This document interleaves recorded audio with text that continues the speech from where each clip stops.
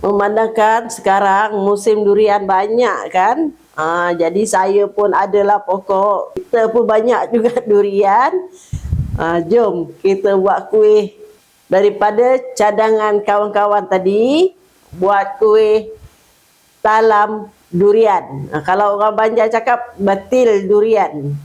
Jom saya tunjukkan bahan-bahan dia untuk kita buat kuih talam durian. Okey, ni dia bahan-bahan untuk kita buat kuih talam durian. Jadi kita ada santan. Santan ni sedang ya. Tak mau pekat sangat dan tak mau cair. Okey, ni sedang-sedang ni. Sebanyak 2 cawan.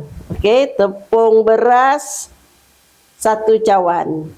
Ni tepung custard ni 2 sudu membukit macam ni ya. Ni tepung custard. Okey. Gula untuk manis sendiri. Sini saya suka 3/4 cawan. Nak kurangkan boleh, nak lebihkan pun boleh. Okey, ni isi durian. Ini ulas durian, bukan isi lagi. Kita tak buang lagi biji dia. Ni dia. Okey, sedikit pewarna, sedikit garam. Mula-mula sekali kita isi durian ni dulu. Ni dia. Kalau ikutkan sukatan, sebanyak 1 cawan. Ini biji dia. Kalau saya suka cawan, rasanya ni lebih pada 1 cawan. Sebab kuih ni kalau lebih isi durian lagi sedap. Ni saya nak kisar ni sebabnya bagi dia halus. Boleh je kalau tak nak kisar, tapi nanti bila kita potong dia tak cantik lah. Ya. Isi durian saya ni yang ni tebal, yang ni kuning sikit. Yang satu pokok lagi tu dia isi dia putih, tapi rasa memang mantap lah. Kalau orang yang kuat makan durian tu, 1 biji pun rasanya tak habis kot. Sebab isi dia tebal. Okey, yang ni kita kisar dengan santan. Ni. Tu dia. Kita kisar ya. Ni tepung beras ni kita satukan. Semua bahan-bahan ni. Gula, tepung custard,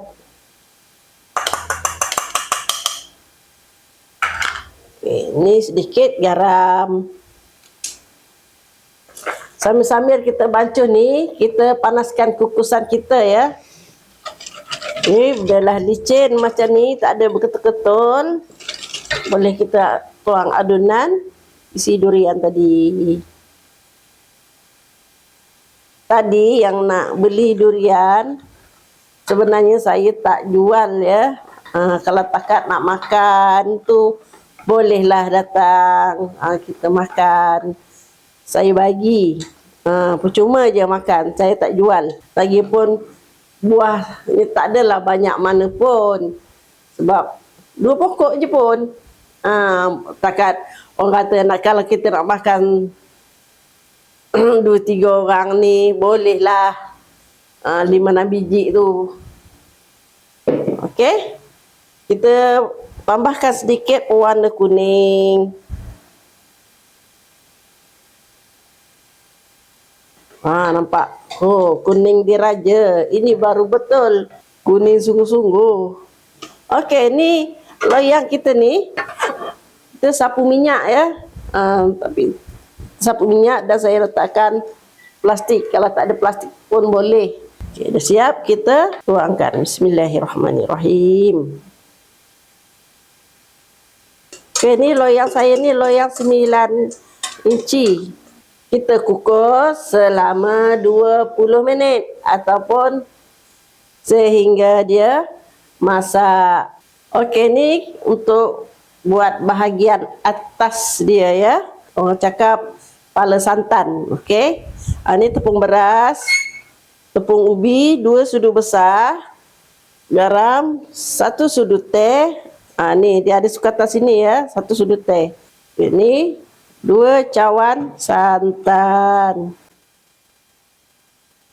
Saya bubur tepung ubi untuk permukaan dia berkilat dan licin.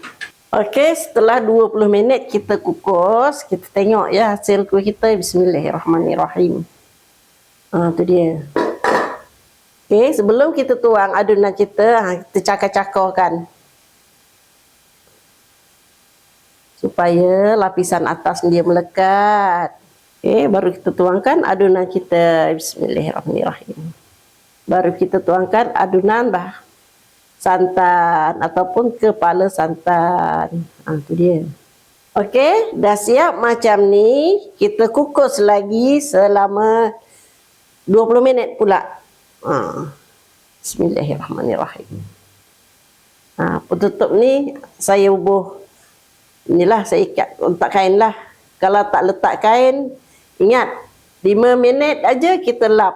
Kalau tidak nanti waktu dia akan jatuh pada permukaan kuih kita. Okey? Setelah 20 minit kita kukus kuih kita dah masak, kita biarkan 10 minit pula dalam keadaan terbuka penutupnya, baru kita tutup api dan kita sejukkan. Ni dia hasilnya kuih kita tadi.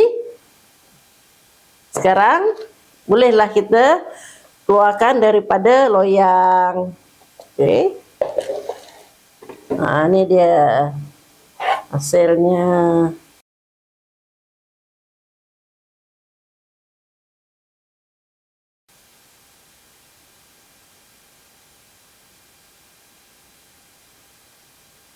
Okey, kuih talam durian kita dah pun siap ya. Ni dia. Kuih talam durian kita. Bawah kuning, atas putih. Selamat mencuba ya.